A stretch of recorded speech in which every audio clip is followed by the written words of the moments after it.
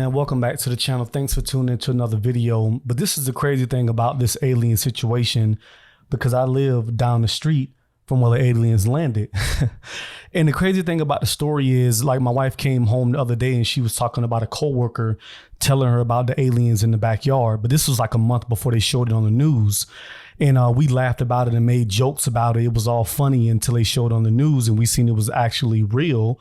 And not a hoax. Well, we still don't know if it's a hoax, but we think it's real because, but the craziest thing about it is, man, what creeped me out the most about it is how they described what the aliens look like. So now I'm laying down at night. I'm laying in my bed looking into the dark, and all I can see is I'm looking for stuff that's like 8 feet tall, 10 feet tall. The actual footage, I have this guy, man, his name is like David Oric, but he describes it in great detail on the footage that they had in the backyard.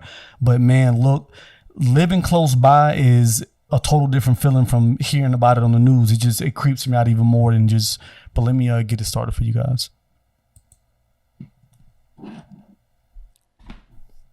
This is just what I'm showing. They're like footage 9 of it. 10 foot tall. They look like aliens to us. Big eyes. They have big eyes. That's the part that creeped me out. I mean, that's the part that doesn't let me sleep at night, talking about the big eyes. And now I'm looking out into the dark and I'm laying in the bed. And all I can think about is a 10 feet tall something standing in my kitchen.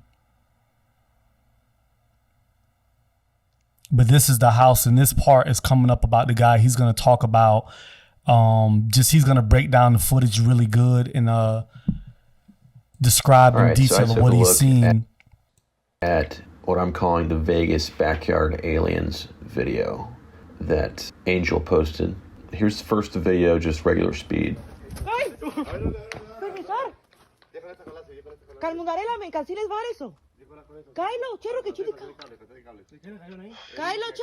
Chero, I think she's saying, she's telling them to close the gate. Anyway, let's slow it down. And I want you to look at the lower right in the fence. You see some motion there. And at first, I thought it was shadows. But as you look closer, you can actually see there are 3 points. There's sort of a triangle. And there's actually something, you can see it's breaching the fence. It's like a hand.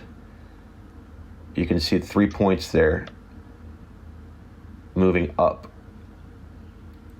I don't think no one broke this footage down like this guy did. No one noticed the hands, and he really broke it down. This motion is happening as these guys are backpedaling. So you would first naturally think that this was related to that. But the more you watch it, and the closer you look at it, as we zoom in, you can see that there's something physical. It's not shadows, it's not light. There is something physical there, like hands or feet or whatever.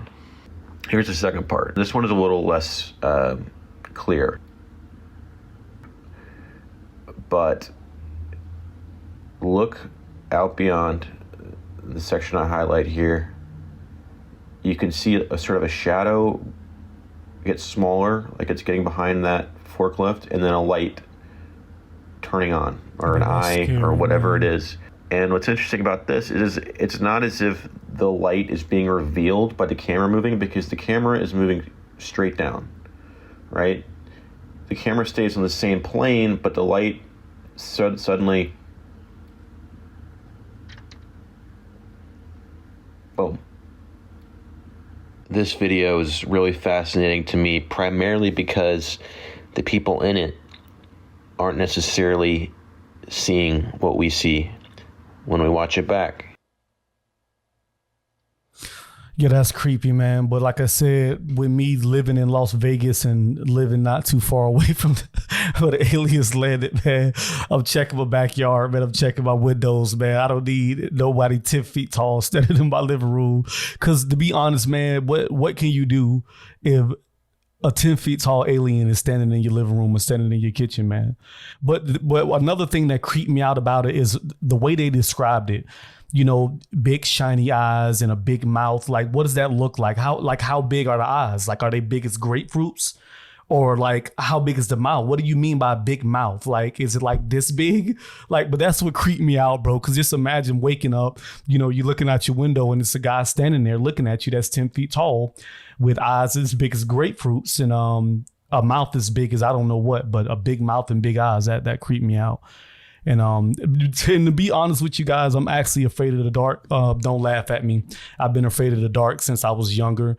I seen something in the dark as a kid, and ever since then, I don't like having the lights off. Period, bro. But you know, I just hope the aliens don't decide to come land over here, because they landed pretty close. And I know in Vegas, you know, we have Area 51 probably like 2 hours away from us, and yeah, I don't know, because the first thing that came to my mind is maybe, you know, they're trying to land and recover one of the family members that, you know, came here before and didn't make it back. You know, why would they be? I don't know, man. But that's just one of my theories, because we all know Area 51 is in Nevada, which is even creepier. They need to release those family members, man. That's trapped in Area 51. But I'm just joking.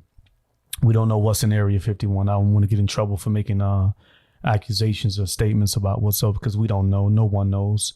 You know, NASA just actually released information of actual orbs, but they say that's all they've been able to, you know, capture, but who knows? But I just hope I don't wake up and see a 10 feet tall alien standing in my kitchen, man, because it creeped me out. I'm still creeped out. I'm not even gonna lie to you guys. Now every corner I turn, you know, is this 10 feet tall guy gonna be standing behind the trash can when I take my trash cans out at night. But yeah.